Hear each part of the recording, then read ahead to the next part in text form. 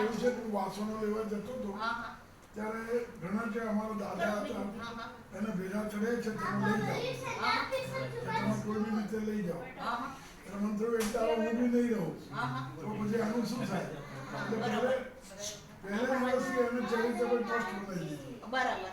એટલે અમારું બી નહીં, બરોબર. પબ્લિક. બરોબર.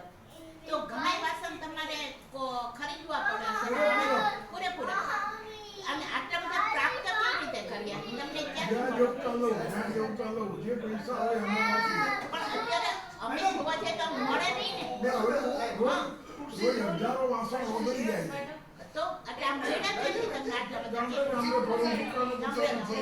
અચ્છા ઇન્ડિયાનું 2 વાર ભ્રમણ કર્યું. તો કલેક્શન આટલું સરસ કર્યું. ઘણી વખત અમુક વસ્તુ કોસ્ટલી હોય તો કોઈ ગાયબ નથી ભગવાનની દયા તમારા જીવનમાં હશે. બરોબર. એટલે ઘણા મોટા